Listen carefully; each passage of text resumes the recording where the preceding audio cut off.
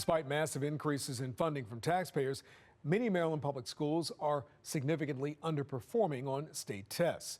As Project Baltimore's Chris Papst explains, experts argue more money does not necessarily mean better results. Joining us at the table now is David Williams. David Williams, for 32 years, has worked as a taxpayer watchdog. First, at Citizens Against Government Waste. We're not saying to, stop all spending. But what he must do is say this is irresponsible. Now, he's the president of the Taxpayers Protection Alliance. And in all his decades watching how your tax dollars are spent, he says one main theme has never changed. A significant amount of my time has been looking at education spending. Politicians are stuck in a mindset where they think that spending more money is going to produce better results, but it doesn't. And Maryland is spending more on public schools. In 2023, according to the Maryland State Department of Education, state and local taxpayers combined to give all 24 Maryland public school systems $12.3 billion. By 2025, that number rose to $14.3 billion, a $2 billion increase in just a couple of years. There has to be a breaking point. Even with the massive influx of taxpayer money, there are still many schools that are significantly underperforming, according to the most recent state testing known as MCAP, the Maryland Comprehensive Assessment Program. Project Baltimore analyzed the MCAP results and found, statewide, 23 schools did not have one student who tested proficient in math. 0 students. We found another 15 schools where just one student tested proficient in math. 8 more schools had 2 students test proficient in math.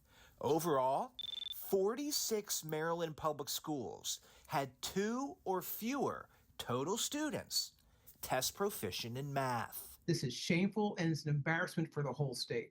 In total, at those 46 schools, about 3,300 students took the state math exams last school year, and just 31 students scored proficient. Where are these 46 schools? Baltimore City has 15, followed by Prince George's County with 9, and Baltimore County with 7. It is embarrassing when you have less than 1% of a student body that is testing proficient in math. I'm relatively confident that we're going to see significant improvement. Ike Leggett is the chair of the Accountability and Implementation Board, which oversees the implementation of the blueprint for Maryland's future. In 2021, the Maryland legislature passed the blueprint, there being 95 votes in the affirmative, which pumps billions of additional tax dollars into public education. Leggett told Project Baltimore in July that the blueprint's initial rollout started off slowly. Yes. But he told Fox 45 News the various elements of increased funding, educational structure, and oversight are now in place. He expects positive results. If you want to have the best for our state competitively going forward, we have to make an adjustment. And this is an investment on that.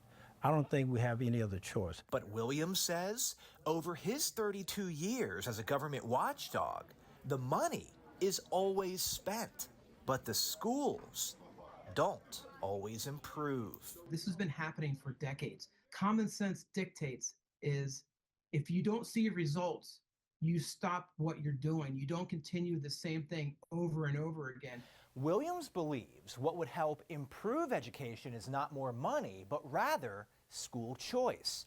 He says families should be able to choose where their children attend school, which would introduce competition into public education. And we want to hear from you. Are you concerned about the education your child is receiving? Call our hotline, send me an email, follow us on social media. Head to foxbaltimore.com to follow our progress. I'm Chris Papst, and this is Project Baltimore. I'm Chris Papst. Thanks for watching. Here's another story to watch. Also, if you have a story idea, please send us a message.